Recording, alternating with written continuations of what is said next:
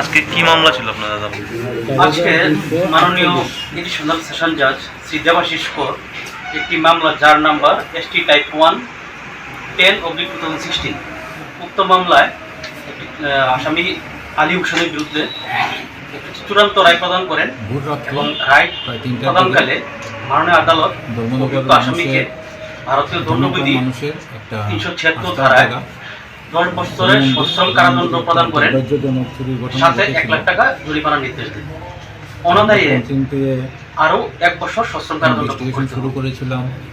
এই মামলার অভিযোগ ছিল 2012 সালে অভিযুক্ত আসামি আলী হোসেন ইসলামগঞ্জ থানার অধীনে একজন উপজাতি মেয়েকে ধর্ষণ করে এবং পরবর্তী সময়ে অ্যারেস্ট করেছিলাম।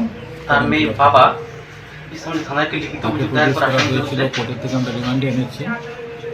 তারপর যে রিপোর্ট এই উপজাতি মেয়ে অবিবাহিত অবস্থায় অন্তঃসত্ত্বা হয়ে পড়ে এবং 3 ছেলে সন্তানের জন্ম দেয়। পরবর্তী সময়ে পুলিশ আসামে একটা টিম মামলা পাঠিয়েছিলাম তদন্ত করে আসাম আসামির পুলিশের বিরুদ্ধে সাহায্য নিয়ে ভারতীয় দণ্ডবিধি 376 দ্বারা চার্জশিট সাবমিট করে থেকে এবং বিচার এই যে প্রক্রিয়া শুরু আপনাদের করে। সামনে এই যে জিনিসগুলি আছে বিচার প্রক্রিয়া এর মধ্যে কিছু শুরুকালে জিনিস আছে হরিমন্দির থেকে সরকারি পক্ষের টোটাল এবং কিছু 16 জন জিনিস আছে সাক্ষ্য গ্রহণ করা হয় ঘটনা এবং আসামির তরফ থেকে 3 জনের সাক্ষ্য গ্রহণ করা হয়। ডাটা যেগুলি আছে মাননীয় আদালত সাক্ষ্য গ্রহণ আমরা করার এগুলি পর উদ্ধার করে নিয়ে আজ এসেছি। দুপক্ষ মামলায় অভিযুক্ত আসামির বিরুদ্ধে তারা তার চূড়ান্ত রায় প্রদান পালিয়ে করে। যায়।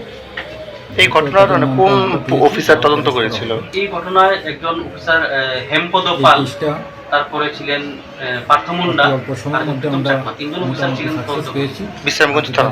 আপনাদেরকে মামলার তারিখটা মন্দিরে এটা ছিল। 2012 সালে। আর মামলা সবচেয়ে বড় কথা হলো ওরা যে জিনিসগুলো এটা দেখলাম যে সোনা দানা চুরি করে তারা বিক্রি করার দরকার নেই জুয়েলারিতে গিয়ে তাদের কাছে মেশিন আছে, তারা সেগুলোকে বলিয়ে তারপরে তারা বিক্রি করে। এই জিনিসটা পাওয়াতে আমাদের অনেকটা সুবিধা হয়েছে।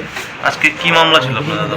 আমরা জুয়েলারি আজকে মাননীয় এডিশনাল সেশন জাজ শ্রী দেবাশিস কর একটি মামলা যার নাম্বার ST টাইপ 1 দিয়েছিল 10/2016 কিছু টাকাও পেয়েছি, উক্ত মামলায় ইন্ডিয়ান টাকা পেয়েছি আসামি 248 আলী টাকা, হোসেনের বিরুদ্ধে একটা 1000 টাকা নোট পেয়েছি। চূড়ান্ত রায় প্রদান করেন ওখানে হয়ে গেছে, এবং বেঞ্চ রায় হয়ে গেছে। প্রদানকালে হবে না। মাননীয় আদালত বাংলাদেশি টাকাও অভিযুক্ত আসামিকে ভারতীয় দণ্ডবিধি এবং একটা ভুটানের টাকা 376 ধারায় 10 বছরের সশ্রম কারাদণ্ড প্রদান করেন, দোকানে যেটা থাকে সাথে 1 লাখ টাকা জরিমানার নির্দেশ দেন। সবকিছু আয়োজন অনাদায়ে ছিল। আরো 1 বছর সশ্রম কারাদণ্ড ভোগ বাকিটা করতে হবে। আপনাদেরকে যে সময় আমরা আরো কিছু পাবো এই মামলার আপনাদেরকে জানাবো। অভিযোগ ছিল